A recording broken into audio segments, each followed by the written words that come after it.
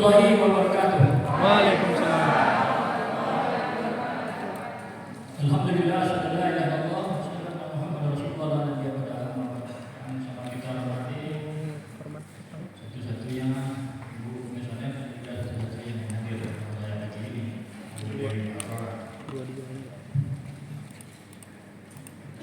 Seterusnya kepada undangan kita di Forkopimda di Kapolres dan diwakili oleh Pak Kanit Incan dan Metodologi Kasar Incan dari Kajari Pak Kasih Incan dari Lapas wakil Lapas Kominfo dan dari Sampil kebetulan beliau juga kita mohon untuk memberikan materi pada hari ini tentang kependidikan yang ada di Kota Padang. Terusnya lupa kita sampaikan hormat kepada Pak Sek beserta seluruh pejabat lurah dan fungsional dan jajaran yang ada di KPU Kota Padang karena tidak difasilitasi oleh sekretariat tidak bisa kita mengadakan acara di mingguan ini. Dan istimewa kepada kawan-kawan bapak-bapak ibu-ibu, ketua dan anggota PPK, ketua dan anggota PPS Kota Padang. Puji dan syukur kepada Allah Subhanahu wa taala, salam dan salam kepada Nabi Muhammad sallallahu alaihi wasallam. Bapak-bapak dan ibu sekalian, pagi ini memang acara kita beririsan banyak. Juga tadi ada undangan dari Polres untuk menghadiri acara hari ulang tahun Bayangkari. Alhamdulillah tadi kami juga sempat hadir juga bersama Ketua KPU tadi, tapi mungkin Ketua KPU agak kelamaan nanti jadi belum hadir di sini sama kita. Namun bagaimanapun ini acara adalah acara lembaga, sepanjang pimpinan ada siapapun boleh melanjutkan acara ini.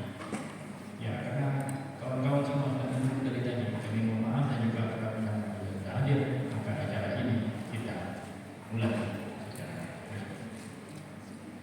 Sebelum acara ini kita buka, maka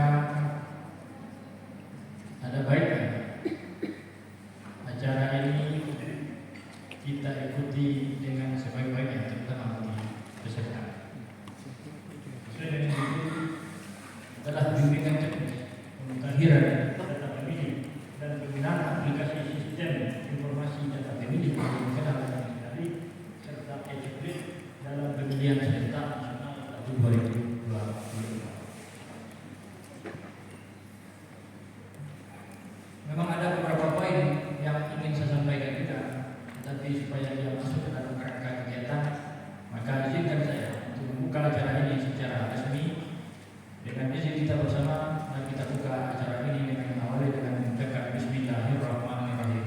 Bismillahirrahmanirrahim. Acara ini saya buka secara resmi. Mudah-mudahan acara ini bisa berjalan dengan baik, lancar, dan memberikan dampak yang signifikan terhadap kita semua, terutama bagi PPK PPS dalam menyelenggarakan tahapan terkhusus tahapan pemutahiran data pemilih. Bahwasanya di dalam melaksanakan pemilu, dalam melaksanakan pemilihan serentak atau yang kita kenal secara umum dengan namanya pilkada, ada 3 pilar dalam menyelenggarakan.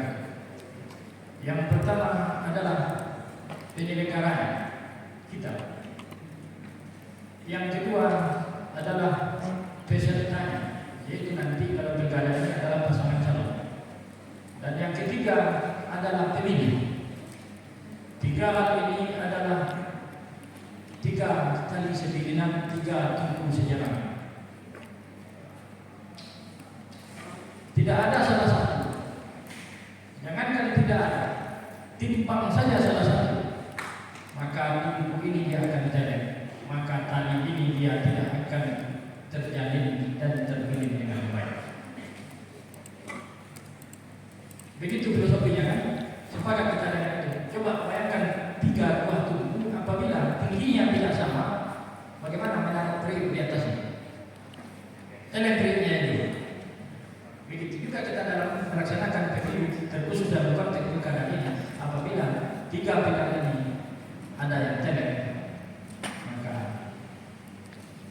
pilkada ini tidak akan berjalan dengan sebagaimana mesti. Maka kita pada jajaran penyelenggara, terutama di KPU, kita berupaya bagaimana menjadi pilar yang sempurna, sehingga bukan kita menjadi pilar yang sebagai penilai. Namun begitu kawan-kawan semua bapak-bapak ibu sekalian, pemilih sebagai salah satu pilarnya juga, kita ikut menjadi penentu terhadap kualitas pemilih ini. Maka diawali salah satunya pilkada ini dengan memutakhirkan data pemilih yang prosesnya cukup panjang, baik dari segi tahapan maupun dari segi waktu. Saya yakin kawan-kawan penyelenggara yang sudah pernah menjadi penyelenggara sebelumnya, baik PPK maupun PPS, sudah mengalami proses pemutakhiran data pemilih ini. Benar atau tidak? Saya rasa yang memang belum pernah menjadi PPK PPS di antara PPK PPS yang ada ini mungkin tidak berapa orang. Setidaknya baru menjadi PPS, tapi kemarin dia pernah menjadi PPDB atau yang dikenal dengan Pantabri.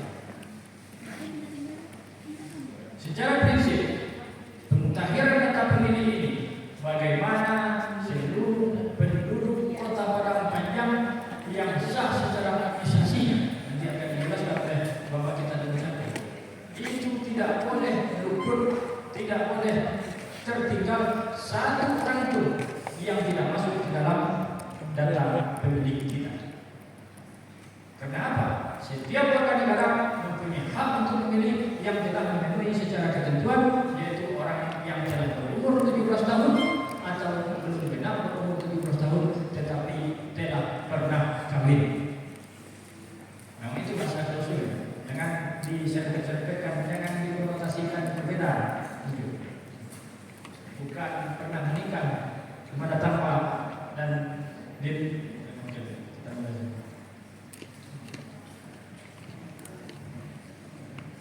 jadi sudah pernah kawin, belum berumur 17 tahun. Apakah dia sedang dalam menjalankan hubungan perkawinan atau sudah tidak, tetapi dia sudah pernah kawin, maka wajib masuk dalam data pemilih. Mengapa orang yang belum genap 17 tahun tetapi dia sudah pernah kawin wajib didata sebagai data pemilih? Substansi dan filosofinya apa? Jangankan untuk menentukan pilihan, untuk menentukan perjalanan hidup dia saja.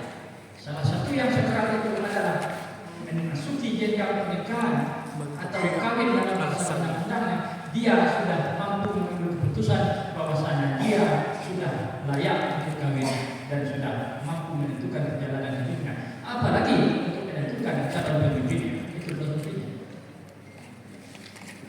Jadi jangan ada orang bertanya, kan 17 tahun ini belum 17 tahun, mentang-mentang ketua sudah mulai ketua, masuk ketua.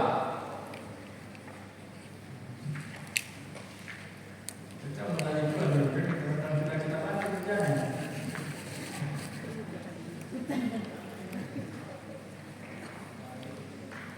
Jadi acara sudah kita buka gitu, karena memang peserta tidak ada, Bapak Ibu kita juga sudah datang. Karena ketua datangnya lama banget nih, nah maka kita minta saja. Kalau kita pernah latihan militer bahasa kita, maka sambil berlari kita bisa berkemah. Jadi kita lanjutkan gambar. Itu secara prinsip umum data ini. Setelah itu dalam contoh, maka juga harus paham tentang filosofi coklit dan dari katanya saja kita sudah bisa memahami adalah mencocokkan dan meneliti data. Data apa yang akan diteliti? Adalah data M4 yang telah diturunkan oleh Bapak kita dari Capil, belum dari KPU, dari Kemendagri, tapi data itu bukan dari Capil kota sebenarnya sampai ke Kemendagri, Kemendagri serahkan kepada KPU, KPU turunkan kepada KPU kabupaten kota DP4 itu. DP4 itu diturunkan dalam bentuk form A KPK. Iya kan? Kalau PPK PPS ini lebih mahir berkaitan pemutakhiran data pemilih daripada KPU kabupaten kota. Karena yang eksekusi langsung kan kawan. Jadi form A KPK inilah yang akan dicoklit nanti ke tengah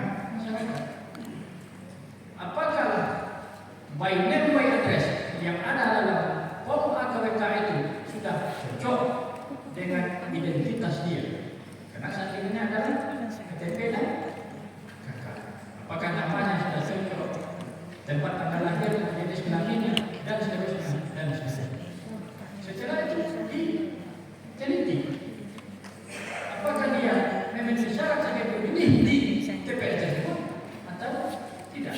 Kan cuplik itu karena penelitian. Kawan-kawan sudah membantu PPDP semua kan? Tadi, iya. PPDP itu dibentuk berdasarkan apa? TPS. Berarti wilayah kerja PPDP mana? Yang ragu. Berarti wilayah kerja PPDP adalah TPS. Dalam penyusunan data pemilih, salah satu prinsipnya apa? Aksesibilitas. Mendekatkan pemilih ke TPS. Maka yang akan dicuplik itu adalah pemilih atau masyarakat yang akan kita jadikan pemilih yang berada di lingkaran proses ini. Di dalam KWK sekarang yang sudah diturunkan itu, apakah kawan-kawan semuanya sudah yakin KWK itu tersusun berdasarkan titik TPS yang sudah kawan-kawan tentukan tersebut? Sudah yakin kalian Pak? Kita cek nanti di saat coba apakah benar ini sebuah TPS. Kok orang sekeliling ini masuk ke sini semua? Tidak ada. Mana tahu ketua Bawaslu? Ketua Bawaslu terlambat karena memang hadir juga dari Polres. Belum saya tidak lihat. Jadi nanti juga menghadirkan ini. Jadi di dalam benteng ini hal-hal prinsip itu mohon diperhatikan dan mohon sangat dipahami nanti. Karena apa? Yang akan membintek PPDP tersebut adalah kawan-kawan PPS dan PPK. Aduh PPS kalau diperhatikan jangan sampai dulu. Yang akan membintek tentang itu nanti PPDP itu kawan-kawan PPS. Kalau masih saja data daftar pemilih kita tidak sesuai dengan ketentuan yang ada, masih ada pemilih yang sidang-sidang nanti. Berarti pekerjaan kita di saat kecocokan dan penelitian ini tidak sempurna. Itu saja, betul. Bagaimana supaya dalam kecocokan penelitian ini sempurna? Ya nanti akan dijelaskan oleh Bapak Ahmad sebagai divisi datanya. Beliau seminggu ada di BTN, itu sudah sangat paham semua. Bagaimana seandainya terjadi antara pemilih yang ada di TPS ini ketika ada di TPS sebelah atau semestinya di TPS sebelah ada di TPS ini, bagaimana perlakuannya? Ada beberapa kode-kodean kan? Masih ingat muncul dengan kode-kode itu? Ada yang namanya ubah data dikasih kode U yang tidak memenuhi syarat. Dan di data pemilih ini kawan-kawan, terutama dalam pemutakhiran terkhusus dalam cuplik ini, mohon sekali untuk dipelajari baik-baik, diteliti betul baik-baik. Karena apa? Karena dalam pemutakhiran data pemilih ini tidak bisa kita hitung dengan jari tangan dan jari kaki dinamika yang akan ditemukan nanti. Kalau tidak percaya tuntut saya, entah di mana banyak ini yang sudah bersih data pemilih dalam bentuk AKK. Bisa saja nanti kawan-kawan temui di lapangan lembaga politik ini ada satu orang yang mempunyai 2 KTP. Ada.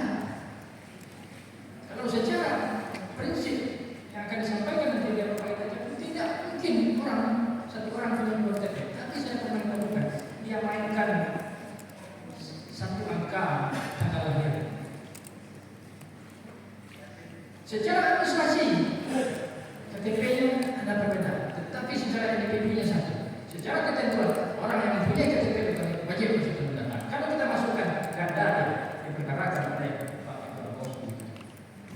Begitu juga seandainya orang yang ada di TPS sana, tetapi mestinya dia dekat TPS ini, di sini dimasukkan di sana lupa ditanya TPS kan, ganda. Ganda bisa ada indikasi penggelembungan suara di dalam ini juga menunggu KTP dan kawan-kawan semua termasuk kan. Maka tidak sesederhana yang dibayangkan pemutakhiran data pemilih ini. Oh, cuplik ini sudah ada datanya, cek sama ya. Ada beberapa prinsip. Demikian saja yang ingin saya sampaikan gambaran tentang pemutahiran data pemilih ini. Nanti timnya akan ada divisi yang akan menyampaikan dan telah dilakukan juga oleh salah satu.